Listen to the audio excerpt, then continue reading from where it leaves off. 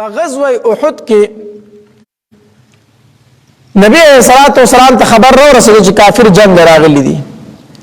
نبی علیہ السلام د صحابه مشوره وغوښته، مشوره وسره کوله څه وکړو. نو عبد الله بن ابي بن سلول رئیس المنافقین چې کوم دین په دغه مجلس کې ناستو، نو دوه یمن پسې نه وځو، د مکې نه پسې د مدینه منورې نه پسې نه وځو بارته. یو ته دا چې کله هم موږ په دشمن پسې د مدینه منورې نه وتی ورو موږ ته تکلیف رسیدلې ده، موږ تکلیف مونږ ته ده، او چې کله هغه په موږ باندې حمله کړې بیا هغه تکلیف مونږ ته ده. نو وځو پسې نه په موږ باندې به حمله وکړي په مدینه منوره کې بدن راګیر کو خو بار ته پسې نو او دا راي د نبی عليه الصلاه والسلام هم و نبی عليه السلام دا راي چې بار ته پسې ونه وځو. دې کې څنګه جوانان صحابه کرامو چې په غزوه بدر کې نو شامل شوي دا ډېر ارزو او ارمان او بار بار به ډېر غلطي شي چې غزوه بدر لنه یوتلی. دا افسوس چې غزا بیا جوړ شو موږ jihad لاله. نو هغه نبی عليه الصلاه والسلام ته بار بار وایي الله پاک پیغمبر موږ په بدل ترازه موږ تناس شو نه هغه د مکه راغلي چې موږ په سم بارو کنه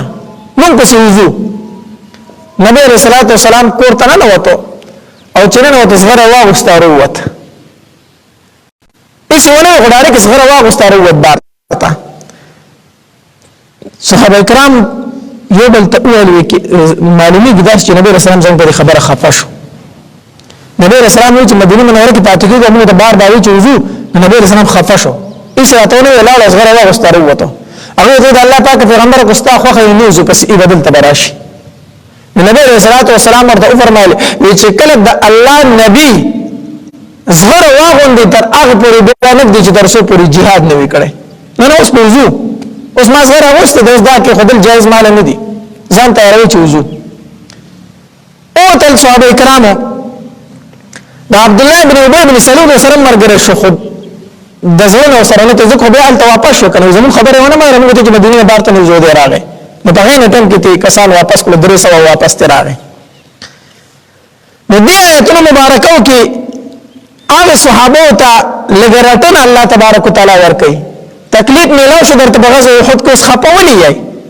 تاسو شوق دا چې موږ jihad لاله شو او موږ شهیدان شو نو شو کنه اوس ولې خپایې شهادت تر مرګ ته ملو شو. الله تبارک وتعالى فرمایي ولقد كنتم بتحقيق سره وای تاسو تمنون الموت ارزو مکولا د جنگ من قبل معنا جنگ من قبل مخکره دینه ان تلقوا چې مخامخ شو وای د جنگ سره فقد رايتم بتحقيق سره ولیدو تاسو دا وانتم تنظرون او تاسو ورته قتل تاسو ملګری تاسو واستر ګوران دي شیطان کې دل تاسو ورته قتل. وما محمد او نه محمد صلی الله علیه وسلم الا رسول مگر رسول دے. اصل کې